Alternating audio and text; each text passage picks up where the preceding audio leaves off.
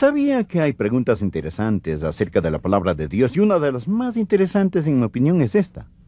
¿Por qué Jesús escogió a Judas?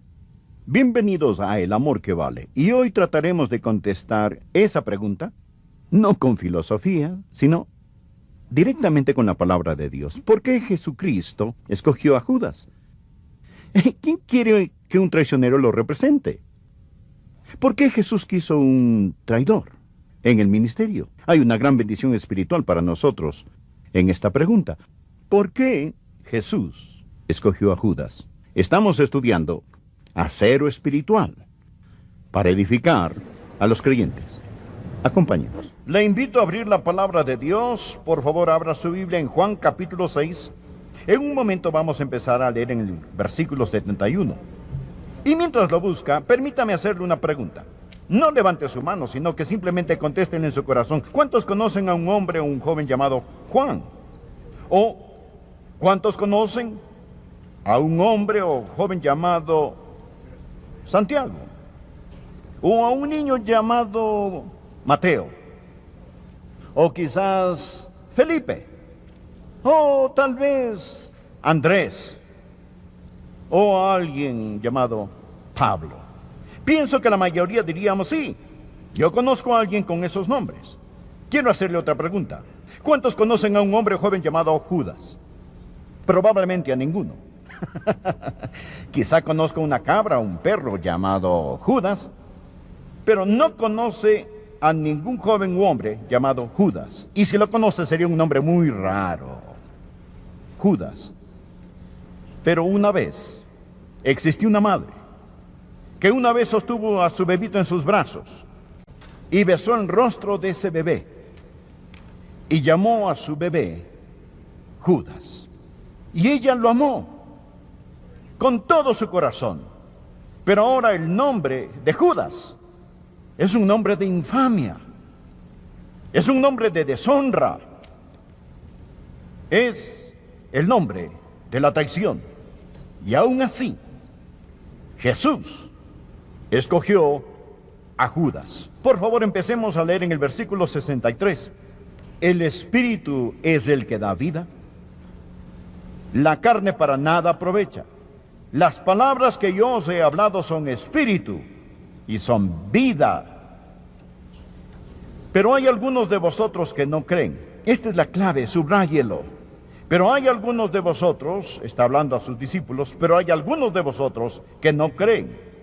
Porque Jesús sabía desde el principio quiénes eran los que no creían y quién le había de entregar. Y dijo: por eso os he dicho que ninguno puede venir a mí si no le fuere dado del Padre. Desde entonces, muchos de sus discípulos volvieron atrás y ya no andaban con él. Dijo entonces Jesús a los 12: ¿queréis acaso iros también vosotros? Le respondió Simón Pedro: Señor, ¿a quién iremos? Tú tienes palabras de vida eterna, y nosotros hemos creído y conocemos que tú eres el Cristo, el Hijo del Dios viviente. Jesús les respondió: ¿no os he escogido yo a vosotros los 12, y uno de vosotros es diablo? La palabra literal aquí es demonio. Hablaba de Judas Iscariote, hijo de Simón, porque este era el que le iba a entregar y era uno de los 12. Él era uno de los 12 discípulos. Jesús lo escogió. Ahora, la escena es en el jardín de Getsemaní. La noche es oscura. Jesús está orando hasta que el sudor sobre su bendita frente era como gotas de sangre. Está en angustia. Sus discípulos están dormidos, no pudieron velar ni orar con él. Y de repente hay un ruido. Escuchan susurros, el resonar de armaduras, los pasos lentos, antorchas encendidas. Ese lugar de oración secreto ahora está lleno de gente.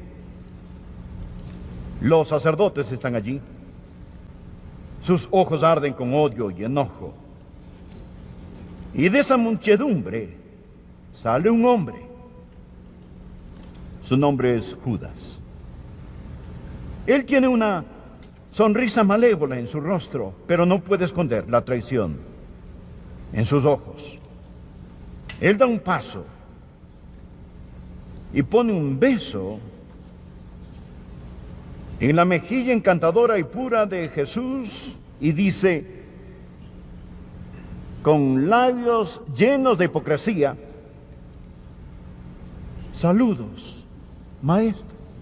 Como dice la versión Reina Valera, salve, maestro. Y ese beso debió haber quemado como un carbón del infierno. Era el beso de la traición. Era el beso de la muerte. ¿Cómo sucedió todo esto?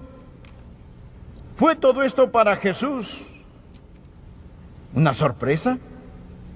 Es decir, Jesús escogió a este hombre. ¿Era Jesús un mal juez del carácter humano? ¿Cometió Jesús un error? Amigo, él nunca cometió un error. La Biblia dice, bien lo ha hecho todo. Él sabía exactamente, a plenitud, lo que estaba haciendo cuando escogió a Judas. La pregunta, entonces, ¿por qué lo escogió? ¿Por qué puso a un traidor en el ministerio? ¿Por qué querría que un sucio delator lo representara? ¿Quién quiere a un hombre así en su grupo, con los ojos bien abiertos, sabiendo que lo traicionaría? Es una buena pregunta y creo que tiene una buena respuesta. Y pienso que usted va a encontrar hoy, como en toda la Escritura, va a encontrar en la respuesta una palabra de advertencia. Va a encontrar en la respuesta una palabra de seguridad. Y va a encontrar una palabra de consuelo. Al estudiar este pasaje nos preguntamos y observamos los pasajes relacionados y al preguntarnos por qué Jesús escogió a Judas. Ahora, hoy deseo compartirle 4 pensamientos. Primero quiero que usted vea la lección acerca de la hipocresía religiosa. La hipocresía religiosa y la necesidad de la verdadera salvación. Por favor, leamos el versículo 64. Jesús dice, pero hay algunos de vosotros que no creen. Porque Jesús sabía desde el principio quiénes eran los que no creían y quién le había de entregar. A propósito, al mirar a esta congregación hoy, Él sabe quiénes son los verdaderos creyentes. Él sabe la diferencia. Hay algunos de ustedes aquí sentados que llevan a cabo todos los rituales, se ve como todos los demás. Pero hay una línea que divide a las personas hoy. Las que creen y las que no creen. Él no está hablando de creer intelectual. La palabra creer aquí significa confiar de todo corazón. Jesús supo quién confiaba en Él. Y Jesús sabía quién no confió en Él.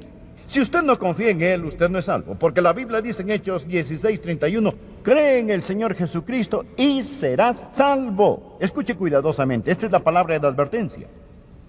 Porque hay muchos que están exactamente en la misma posición que Judas estaba.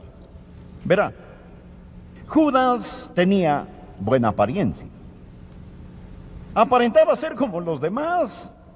Si usted lo hubiera visto, habría dicho, qué gran tipo es este Judas. Por ejemplo, él tenía la asociación correcta. ¿No estaba acaso codeándose con los otros 11?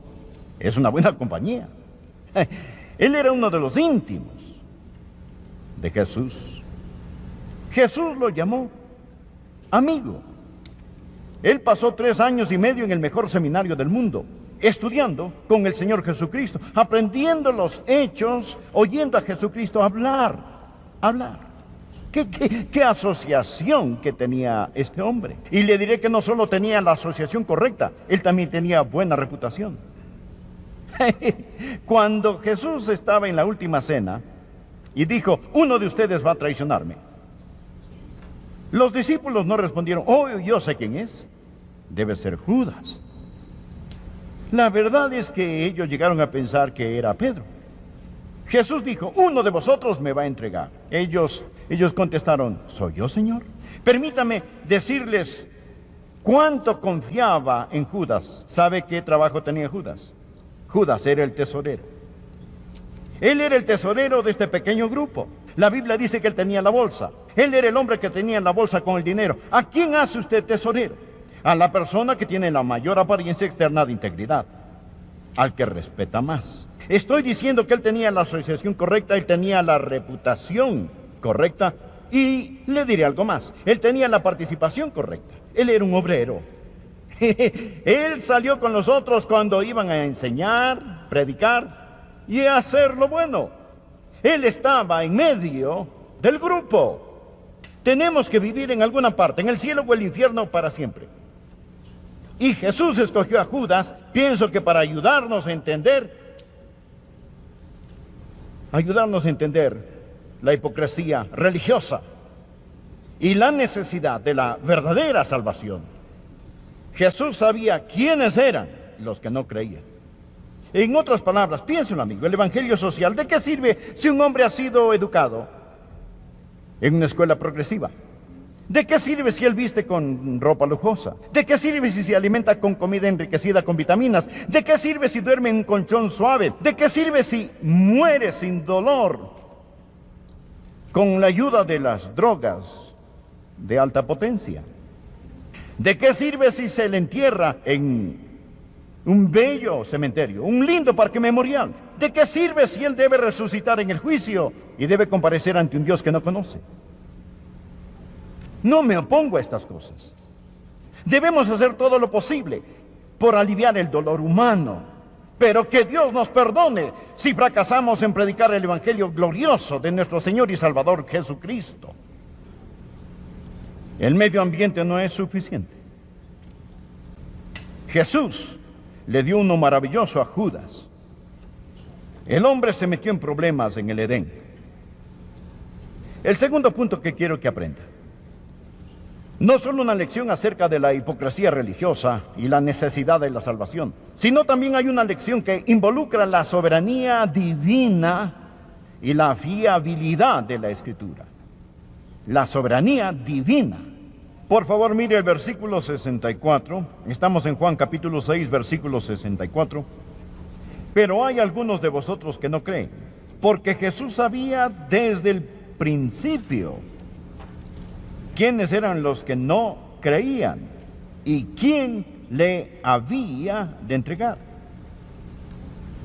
Leamos Juan capítulo 13, solo avance unas páginas y observe conmigo el versículo 18.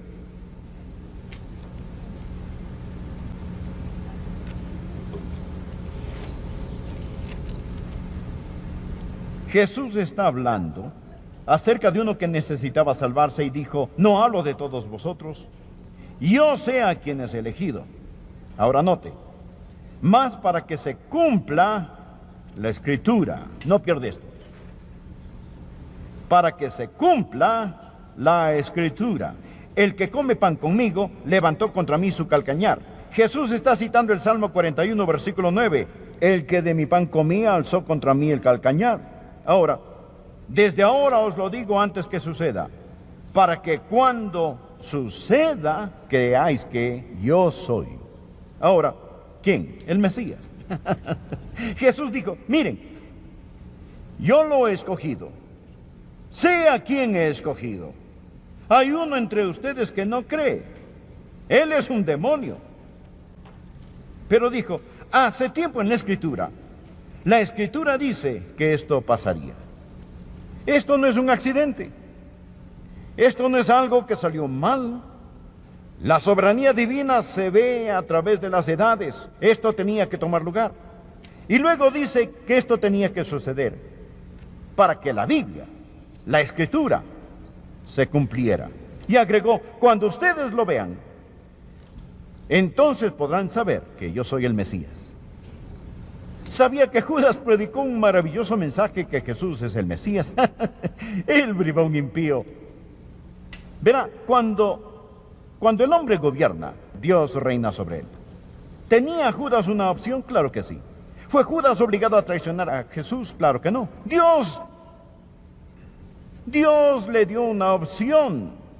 Dios quería que se salvara, Jesús lo amó, Jesús lo hubiera perdonado, Jesús lo hubiera salvado. Usted dirá, si eso es verdad, entonces como se profetizó lo que haría, significa que Judas no tenía ninguna opción. Oh, sí, él tenía sus opciones.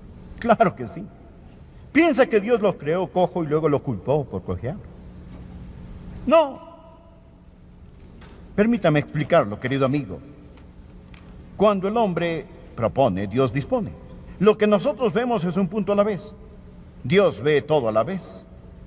¿Sabía que hay algo que Dios no puede hacer y es aprender algo? Piénselo. Dios no puede aprender nada. ¿Cómo puede Dios aprender algo? Él lo sabe todo. ¿Cómo puede ser omnisciente y aprender algo? Dios sabía exactamente lo que Judas iba a hacer antes de lo que lo hiciera. Judas tenía una opción, rotundamente sí. Dios lo sabía, sí. Dios lo sabía antes de la creación, sí. Le dio Dios una oportunidad, sí. Dios está aún en control, sí. Es algo increíble. La responsabilidad humana y la soberanía divina. Usted y yo moramos en el tiempo. Dios mora en la eternidad. El pasado, el presente y el futuro son todos iguales para Él. Hay una palabra de advertencia. Cuidado con la hipocresía religiosa. Hay una palabra de seguridad. Nada está fuera de su control. Nada. Nada. Ahora, Dios sabe exactamente todo lo que pasará. Y le diré, amigo, estamos con los que triunfan.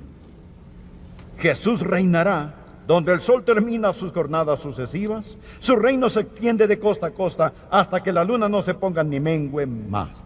La tercera lección que quiero que aprendamos. No solo la lección de la soberanía divina y la fiabilidad de la Escritura, sino también la responsabilidad personal y la tragedia del pecado. Dijimos que Judas era responsable por lo que él hizo. Él no era un robot. No lo obligaron a que hiciera eso.